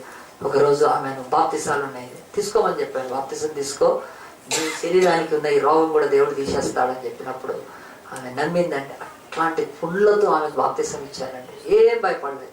ఆమెను గట్కేసర్లో తీసుకొని వెళ్ళి వెనక ఒక 3-4 కిలోమీటర్ లోపలికి వెళ్ళేవాళ్ళం. గట్కేసర్లో అక్కడ ఒక కరివేపాకు తోట ఉండేది. ఆ కరివేపాకు తోటలో బాప్తిసం ఇచ్చానండి. ఆ యొక్క మరి పంప్ ఉంటుంది, మోటార్ పంప్ సెట్ ఉంటుంది, దాంట్లో బాప్తిసం ఇచ్చాను. మన చర్చిలో జయరాజు దగ్గర తీసుకున్నాను లాస్ట్కి అనుకుంటా. అక్కడ ఆ తర్వాత ఇప్పుడు వేరే చోట ఇస్తున్నాం. ఆమెకు తీసుకెళ్ళి నీళ్లలో ఆ పుండ్లతో అట్లనే బాప్తిసం ఇచ్చానండి. తడిసిపోయిందంతా పోయి బట్టలు మార్చుకుని నెల రోజుల్లో మొత్తం పుండ్లు ఎండిపోయినండి. హల్లెలూయా. నేను చెప్తున్నానండి, గొప్ప ఏమీ కాదు. చెప్పండి కూడా దాన్ని బట్టి గట్టిగా చెప్పండి. దేవుడు ఆయన కులాన్ని, జాతిని, మతాన్ని, 38 ఏళ్ల వ్యాధిని, ఆ తర్వాత మంటపాలను ఆయన ఏనాడు చూడలేదండి. ఆమెకు నేను చెప్పాను. ఆమె పేరు ఈ రోజు వరకు రిజిస్టర్లో ఉందండి. అన్నజీ కూడా రిజిస్టర్లో ఆమెకు బాప్తిసం ఇచ్చాం. ఫోటోలు పాతవైతే ఎన్నో 100 ఫోటోలు మా యొక్క కంప్యూటర్స్లో ఉన్నాయి. ఆమె తీస్తే ఆ ఫోటో కూడా చూపించేవాడిని. కానీ నాకు సడన్ గుర్తొచ్చింది కదా చెప్తున్నా. బైబిల్ చెప్తుంది ఈరోజు, బతుక గోరువా బాగుపడ గోరువాడు ఎవడైనా ఉన్నాడా? బైబిల్ అంటే యేసు మాట వినాలి. యేసు సేవకుడి ద్వారా చెప్పాడు. నాకు ఆమె చర్చకు వచ్చి ఆమె అక్కడ ఉంటే నాకు వచ్చేదేమో, ఆమె బాగుపడితే నాకెందుకని ఒక ఆత్మకు విడుదల, నరకం నుంచి విడుదల. భూమి మీద పుండ్లతో నరకం అనుభవిస్తుంది ఆమె. ఈ నరకమే పుండ్లతో ఇట్లా ఉంటే రేపు రాబోయే అగ్నిలో నువ్వు కాలితే ఆ నరకం ఎంత గొప్ప, ఎంత భయంకరంగా ఉంటది. 3 కూతుర్లు, 2 కూతుర్లు ఎల్లగొట్టేశారు నిన్ను చూడలేమని ఊర్లోంచి. పెద్ద కూతురు చర్చికి వస్తుంది కనుక అమ్మని దగ్గర పెట్టుకోవాలని పెట్టుకొని ఆ పుండ్లతో రక్తం కారుతున్న తన తల్లిని తెచ్చి పెట్టుకుంటే ఆమెకు ఫార్చునేట్గా చర్చ్ అక్కడ ఉంది కనుక ఆమెకు వచ్చినా కానీ స్వస్థత, విడుదల ఎట్లా వచ్చిందో యేసు మాట వినాలి. ఈరోజు బైబిల్ మన జీవితాల్లో చెప్తుంది, బాగుపడ గోరువాడు ఎవడైనా ఉన్నాడా? బైబిల్ అంటుంది యేసు మాట వినాలి. ఈ రోజు నీ జీవితంలో యేసు మాట ఎంత వింటున్నావు నువ్వు ఆలోచించు. నేను యేసుక్రీస్తు చెప్పి ముగించేస్తాను. యేసు దేవుడి మాట విన్నాడా లేదా? ఆయన అనుక్షణము ప్రతి క్షణము తండ్రి మాట విన్నాడు. మరి ఆయన కుమారుడై ఉండి, ఆయన దేవుని కుమారుడై ఉండి, ఆది అంతం లేని వాడై ఉండి, అల్ఫా ఒమేగా అయిన వాడు నరుడుగా పుట్టినప్పుడు మాత్రం తన తండ్రికి ఎట్లా విధేయత చూపించాడండి. యేసుప్రభు తల్లి ఒక పెళ్లికి తీసుకెళ్ళింది. యేసుప్రభు తీసుకెళ్ళగానే అక్కడ ద్రాక్షరసం అయిపోతే ఆ తల్లి యేసుప్రభు తల్లి గడబడి చేసేసింది. ఏంది చెయ్యి తొందరగా ఏమని చేయడం, మొత్తం ద్రాక్షరసం అయిపోయింది అని చెప్పినప్పుడు యేసుప్రభు ఎంత సింపుల్ గా ఆన్సర్ 2వ అధ్యాయంలో గద్దించాడండి. Woman mind your business. అమ్మా నీ పని చూసుకో, పోయి ఇక్కడి నుంచి పోన్నాడు. ఎవరిది? మరియమ్మ. ఎందుకంటే యేసు సేవలో కాలు పెట్టిన తర్వాత తండ్రి మాటకి ఎంత లోబడ్డాడంటే 1 సెకండ్ బిఫోర్ నేను ఎవరి గురించి చేయను, 1 సెకండ్ లేట్ కూడా నేను ఎవరు, వాట్ మై ఫాదర్ సేస్ అంతే. నా తండ్రి ఏం చెప్తాడో అది తప్ప నేను ఇంకేం చెయ్యను. అంత విధేయత చూపించి ఆమెకేం తెలియదు ద్రాక్షరసం. కొద్దిసేపు ఆగాడు యేసుప్రభు. తండ్రి పర్మిషన్ తీసుకున్నాడు మొదటి సూచక్రియ చేయడానికి. దేవుడి కాలంలో జరిగింది ఎక్కువ మహిమ వస్తుంది. ద్రాక్షరసం అంతా అయిపోయింది, వెంటనే నీళ్ళు నిమ్మన్నాడు. అయిపోయిన తర్వాత కొత్త ద్రాక్షరసాన్ని ఇచ్చాడు, పాతది ఖాళీ చేసినాక. మన బతుకులో పాతది ఖాళీ చేస్తేనే కొత్తది గుర్తుపెట్టుకోండి. మధ్యలో మన పాత బతుకుకి ఆయన అతికేయడు, మన పాత జీవితాలకు, మన పాత భక్తికి ఆయన అతికేయడు. న్యూ న్యూ న్యూ అంతే. కొత్త, నీ చచ్చిపోయిన న్యూ టెస్ట్మెంట్ అంతే. దేవుడు కొత్త బతుకులోకి రావాలి. కొత్త ద్రాక్షారసం నీళ్లతో మార్చి ఇచ్చాడండి. యేసు మాటకు లోబడ్డాడు. అక్కడి నుంచి ఒక్కరోజు యేసు ప్రభు కుమారుడు తండ్రి మాట విన్నాడు. మాట విని విని విని చివరికి సిలువలోకి వెళ్ళాడు. గెత్సెమనే తోటలో ఆయన కానుగగా తన గుండె పిండేస్తుంది. లోక పాపాలను, లోక రోగాలను, లోక శాపాలను, లోక అవిధేయతను, మనుష్యుల యొక్క పూజలు, పునస్కారాలు, దరిద్రాలు, దేవాలయాలు, మనుషులు చేసే ప్రతి నీచమైన కార్యం, పెద్ద పుణ్యం చేసే కార్యము, పూజలు చేసే దగ్గర నుంచి వ్యభిచార దొంగతనాల వరకు ఆయన గుడ్డ మీదకి వస్తున్నాయి.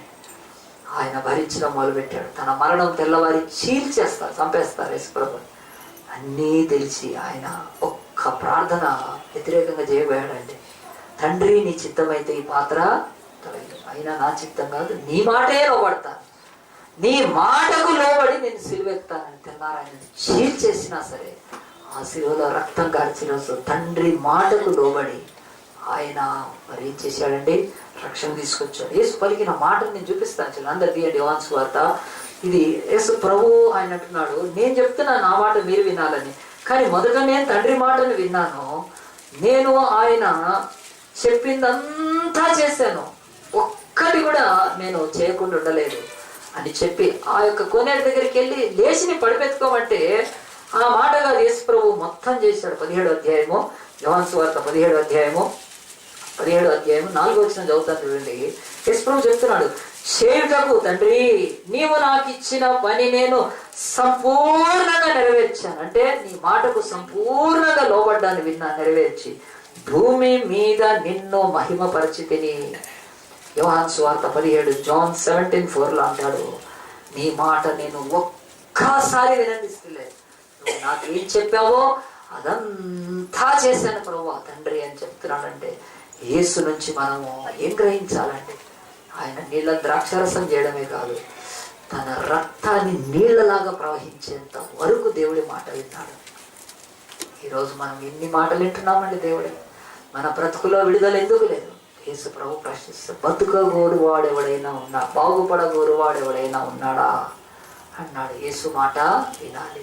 యేసు మాట మన బ్రతుకుకు జీవపు ఊట, యేసు మాట మన బ్రతుకుకు బంగారు బాట, యేసు మాట మన జీవితానికి అతి శ్రేష్టమైన ఆ యొక్క సువర్ణ కిరీటపు మాట, మనకు కిరీట ధారణ చేసే మాట యేసు మాట. కానీ యేసు మాట ఎక్కడ వింటున్నామా? ఎన్ని మాటలు తెలిసి యేసువి? ఆ మాటలు ఎంతమందికి మనం వింటున్నాం? బైబిల్ అంటుంది 38 ఏళ్ల వ్యాధి అయినా సరే యేసు మాట వింటే అది వదిలిపెట్టాల్సిందే. నీ బ్రతుకులో ఈరోజు పేదరికం ఉందా? అనారోగ్యం ఉందా? నీ జీవితాల్లో కష్టాలు ఉన్నాయా? నీ కుటుంబాల్లో కలతలు ఉన్నాయా? నీ యొక్క ఇంటిలో తీరని దుఃఖాలు ఉన్నాయా? దేవుడు అంటాడు, మరి నేను లోకానికి వచ్చింది మతాన్ని స్థాపించడానికి అయితే కాదు కదా, మీ మనుగడను ఆనందకరంగా చేయడానికి వస్తే, మీరు నా మాట వినకపోతే నేనేమీ చేయలేను. యేసు ప్రభు గురించి ఒక్క మాట చెప్పి ముగిస్తాను. యేసు ప్రభు చేతుల్లో మేకులు కొట్టినప్పుడు ఆయన అంటున్నాడు సిలువలో, ఇదిగో ఈ మేకులు కొట్టారే, ఆ రక్తాన్ని చూపిస్తున్నాడు యేసు ప్రభు. మీరు నా మాట విని మీ క్రియలను దిద్దుకుంటే నా చేతిలోంచి కాల్చిన రక్తం మిమ్మల్ని క్షమింపజేసినాక మీ చేతులలో బంగారాన్ని నింపుతాడు దేవుడు. మీ క్రియలు ఆ యొక్క దిద్దుకుంటున్నారా? మీ కాళ్ళు నడుచుకుంటూ వెళ్తున్నాయి, మీ తప్పుడు మార్గాలు నా మాటలకు లోబడి మార్చుకుంటే మిమ్మల్ని నరకాని వైపు కాదు, సింహాసనం వైపు మెట్లెక్కించి కూర్చోబెడతాను. ఏ కాళ్ళు అయితే దరిద్రపు పనులు చేయడానికి తిరుగుతున్నాయో ఆ కాళ్ళను నా దగ్గర తీసుకురండి, నా కాళ్ళని చూడండి. నేను తండ్రి మాటకు లోబడి నా కాళ్ళల్లో చీరుకొనిపోయి రక్తం కారుతూ ఉంటే మీ కొరకు నేను పాప యాగం చేశానే. నా మాట వినండి, మీరు ఇక పాపం వైపు నడవరు, చీకటి వైపు నడవరు, చెడు అలవాట్ల వైపు నడవరు. మీరు నడుచుకుంటూ సియోను పర్వతం ఎక్కుతారు. ఒకరోజు మీ లాస్ట్ స్టెప్ నేను చేయబట్టుకొని నా సింహాసనంలో కూర్చోబెట్టుకుంటాను. మరి చూస్తున్నారా నా కాళ్ళు? నా మాట వింటారా? దేవుడు అంటున్నాడు, నోటి మాటలైనా, హృదయ తలంపులైనా, అంతరంగపు ఆలోచనలైనా ఆయన మాట విని నీ బ్రతుకును ఆయనకు సమర్పించుకున్నాక నీ ముందంతా మహిమ ఉంటుంది, నీ జీవితంలో విడుదల ఉంటుంది. 38 ఏళ్ల నుంచి నాకు ఎవరూ సహాయం చేయలేకపోయారనే బాధ తీరిపోయి లేచి అందరి వలె తిరుగుతూ, నేను ఈ మంటపంలో 38 ఏళ్ళ నుంచి పడిన దరిద్రుడనే, కానీ యేసు వచ్చినాక నాకు అందరు ఎట్లా వచ్చింది? నేను ఆయన మాట విన్నాను. ఏమని? నీ పరిపెత్తుకొని నడవమని. ఆ చిన్న మాటకు ఆ విడుదల వచ్చిందంటే బైబిల్ ఈరోజు చెప్తుంది. మనందరం తలలు వంచి దేవుని సన్నిధిలో ప్రార్థన చేసుకుందాం. దేవా, నీవు బైబిల్లో 41 ప్రశ్నలు వేసావు నాయన. ఆ ప్రశ్న ఈరోజు మానవుల జీవితాలలో వారి చెవుల్లో మారు మ్రోగాల్సిందే. బైబిల్ అని గ్రంథము ప్రపంచంలోని 2000 భాషల్లో మారు మ్రోగుతుంది దీని స్వరము. బాగుపడగోరు వాడు ఎవడైనా ఉన్నాడా? ఆయన మాట వినాలి అంతే. ఎవరు చెప్తే వచ్చారు? యేసు ప్రభువుకి ఎవరు చెప్తే కోనే దగ్గరికి వెళ్ళాడు. యేసు ప్రభువుకి ఎవరు చెప్తే ఎవరు రికమెండ్ చేస్తే వెళ్ళారండి. కాదండి, నీ కొరకు నా కొరకు ఆ కరుణామయుడైన యేసుక్రీస్తు మన కొరకు ఆయన లేచి రాడా? ఆయన ఆకాశ గగనాలను చీల్చుకొని నీ గురించి రాలేదా? ఆ యేసు ఈరోజు నీ ముందు ఒక మాట అంటున్నాడు, బిడ్డ నా మాట వింటావా? నీ బ్రతుకును మారుస్తా. ఎక్కడైనా మాట వింటున్నావా? చర్చికి రెగ్యులర్గా వెళ్ళు. ఈ మాట ఎప్పుడన్నా సరిగ్గా విన్నావా? అయితే ఇక అవసరం లేదండి, నా వాక్యం కూడా ఒక దేవుడు మీ ఎవరు ఆ యొక్క రక్షణ సునాదంలో ఆనందంలో మీరు వెళ్తారు. దేవుని వాక్యం అడుగుతుంది, ఏ రోజైనా ప్రార్థన చేయమంటే చేస్తున్నారా? కుటుంబంలో ప్రార్థన చేయమంటే చేస్తున్నారా? ఈ పని చెయ్యొద్దు అని దేవుడు చెప్పింది చేస్తున్నారా? లోకాన్ని సంతోషపడతానికి చేస్తున్నారా? చర్చికి టైంకి రండి అంటే ఎన్నిసార్లు వస్తున్నారండి టైంకి? దేవుడి మాట కదా, క్రమశిక్షణ, అది దేవుడి ప్రేమకు మనం చూపించే ఒక మంచి స్పందన కదా. మరి చర్చికి టైంకి రావంటే కూడా ఆయన మాట వినండి. ఇక కానుకలు దొత్తులేండి. కానుకలు అంటే ఏదో పాస్టర్ల డబ్బుల గురించి అంట. ఆ కానుకలు ఏదో మీకే ముడిపడి ఉన్నాయి. కానీ ఎప్పుడైనా ఉపవాస ప్రార్థనకు రమ్మంటే వస్తున్నారా? దేవుడి మాటలకు ఎక్కడైనా లోబడితే మీ జీవితంలో ఏండ్ల ఏండ్ల ఏండ్ల ఏండ్ల యొక్క వ్యాధి, ఏండ్ల యొక్క ఆ యొక్క బాధ తీరిపోతుంది. యెరూషలేములోని బెతెస్దా కోనేరులో ఒక్క స్వస్థత జరిగితే మార్కు సువార్త 1వ అధ్యాయంలో ఉంటది. ఆయన దగ్గరకు వచ్చిన అనేకులను స్వస్థపరిచాడు. ఆయన కరుణ కటాక్షం ఎంతదంటే దేవదూత దిగి వస్తే ఒక్కడికే స్వస్థత, కానీ దైవ కుమారుడు దిగి వస్తే యేసు ఉన్న ఇంటిలో కపెర్నహూములో అనేకులు స్వస్థత పొందారని బైబిల్లో వాక్యం మీకు చూపించలేదు, కానీ జ్ఞాపకం చేస్తున్నాను. ఆలోచించండి, యేసు మాటకు లోబడితే ఈరోజు నీ జీవితంలో ఎంత విడుదల. కానీ నీ జీవితం యొక్క ఆశీర్వాదము, నీ జీవితం యొక్క ఆనందము దేంతో ముడిపడిందంటే నువ్వు పాడే పాటల్లో లేదు, నువ్వు వినే వాక్యంలో లేదు, నువ్వు చేసే పండగల్లో లేదు, నువ్వు చేసే ఇంకా వేరే ఏ యొక్క మత సంబంధమైన కార్యములో లేదు. నీ ఆశీర్వాదం అంతా కూడా ఇదిగో నేను మంటపానికి దగ్గరగా ఉన్నాను, నేను దేవదూత వచ్చే కోనేరుకి దగ్గరలోనే ఉన్నాను, ఇదిగో నేను ఈ యొక్క మరి ఆ యొక్క స్వస్థత జరిగే స్థలానికి దగ్గరలో ఉన్నాను, ఇదిగో నేను యెరూషలేము దేవాలయం దగ్గర. ఇవన్నీ వ్యర్థమైన మాటలు ఆ వ్యాధిగ్రస్తులకి. యేసు వచ్చాడు, నిన్ను కనికరించాడు, ఆయన మాట చెప్పాడు, నువ్వు లోబడితే నీకు విడుదల.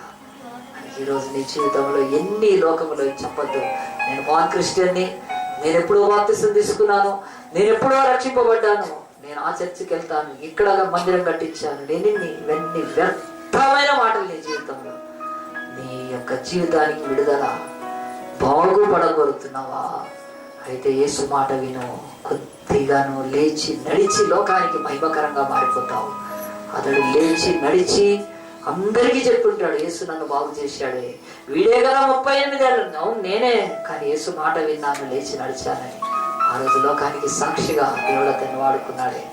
నీ జీవితాల్లో ఎక్కడ బంధకాల్లో ఉందో నీ హృదయం మీద చేపెట్టుకొని, ప్రభా ఈ రోజైనా నీ మాట వింటాను, నీ మాటకు లోబడతాను నాయన, నీ మాట జీవపు బాట నాయన, నీ మాట బంగారు మాట నాయన, నీ మాట నా బ్రతుకును బ్రతికించే మాట నాయన, విడిపించే మాట నాయన. యేసయ్యా, నీ మాట కంటే విశ్వాన్ని సృష్టించిన ఏ దేవుడు కూడా లేడు ప్రభా, నీవే దేవుడు. నీ మాటకు లోబడి, అది బైబిల్ మాటలోని ప్రభా, నీకు లోబడి సంపూర్ణమైన ఆనందాన్ని విడుదలను పొందుతానని ఎవరైనా తీర్మానం చేసుకుంటే, మీరున్న చోటే మీ చేయి చూపిస్తే నీ కొరకు ప్రార్థన చేస్తాను. దేవా, నీ మాటలు ఎన్ని విని నేను పెడచెవిన పెడుతున్నాను. ఇదిగో ఈ చెవుతో వినడం, ఈ చెవుతో వదిలిపెట్టడం నాకు చాలా అలవాటు అయిపోయింది ప్రభా. I have no seriousness in obeying to the commandments of your word. నీ వాక్యాన్ని గైకొనే లోబడే ఆ యొక్క ప్రభా నాయన నాకు స్వభావం లేదే. ఈ రోజైనా లోబడతాను ప్రభా, నీ మాట వింటాను. ఇంకా ఎవరైనా ఉంటే దేవునికి ఇస్తాను, దేవునికి ఇస్తాను. చేతులు దించి వెళ్దాం, ప్రార్థన చేసుకుందాం. మహోన్నతుడా, పరిశుద్ధుడా, ప్రేమ స్వరూపి, నీకే మహిమ గంతా కలుగునుగా నాయన. ఈ ఉదయ కాలం ప్రభా నా యొక్క వాక్యములను సెలవిచ్చినట్లు ప్రభా నాయన, అయ్యా నా తండ్రి, అయ్యా తండ్రి నాయన, బాగుపడగోరువాడు ఎవడైనా ఉన్నాడా నాయన బతుకులో? ఇక్కడ ఎవరైనా మేమైనా సరే బాగుపడాలంటే యేసు మాట వినాల్సిందే నాయన. మేము యేసు మాట వింటే తక్షణమే మాకు విడుదల, తక్షణమే స్వస్థత, తక్షణమే మా యొక్క నిరాశ జీవితానికి ముగింపు, తక్షణమే మా బ్రతుకులో ప్రభా అయ్యా పడిపోయిన మేము లేచి నడవటం ఈ లోకం చూస్తుంది నాయన. నీ మాట వినటానికి సహాయం చేయాలి. అవిధేయులైన వారి పట్ల తిరుగుబాటు చేస్తున్న వారి పట్ల యెషయా గ్రంథంలో అన్నావు నాయన. లోబడనొల్లని ప్రజల వైపు దినమంతా నా చేతులు చాచున్నా. ఇంకెంతసేపు ఎలాడుతావు ప్రభా ఆ యొక్క మేకుల్లో? నీ మాట వింటే మాకు నాయన తండ్రి మా బ్రతుకు విడుదల కలుగుతుంది. కానీ ఎవరైతే చేతులు ఎత్తి ప్రభా అయ్యా ఈ యొక్క తీర్మానం చేసుకున్నారు, ఇక నుంచి నీ మాటకు శ్రద్ధగా ఆలకించి ఆ మాటకు లోబడి గొప్ప మేలు పొందుతారు కాక నాయన. వారి జీవితాలలో 38 ఏళ్లకు సంబంధించిన అనేకమైన పాత బాధలు, ఇబ్బందులు, ఇక్కట్లు నాయన అవి యేసు నామమున తీర్చబడను కాక నీ మాటకు లోబడ్డాక పరలోకమని వారి వద్దకు వస్తుంది నాయన. మేము పరలోకానికి ఎక్కిపోవడం కాదు నాయన, అలాంటి కృప వారికి ఇవ్వబడను కాక నాయన. అలాగే ప్రభావితమైన వాక్యాన్ని ప్రతి హృదయంలో మీరే ములంతలుగా ఫలింపచేయమని ఎన్నికలేని నన్ను కూడా మేము నిలబెట్టుకున్నందుకు నీకు స్తోత్రాలు చెల్లిస్తున్నాను ఆయన తండ్రి. బాగుపడగోరు వాడెవడైనా ఉన్నాడా? యేసు మాట వినాలి అంటే ఆ మాటను నా తండ్రి అనుసరించి అన్వయించుకొని అయ్యా మేలు పొందాలి కదా. అలాంటి కృపను మా అందరికీ దయచేస్తున్నా తండ్రి. అయ్యా మీరే ప్రతి బిడ్డను వాక్యమైన బిడ్డను ఆశీర్వదించమని ఈ కొద్ది మనవులను ప్రార్థనలను మా ప్రభు రక్షకుడైన యేసు పరిశుద్ధ నామాన్ని బట్టి అడిగి వేడుకుంటున్నాము తండ్రి. ఆమేన్.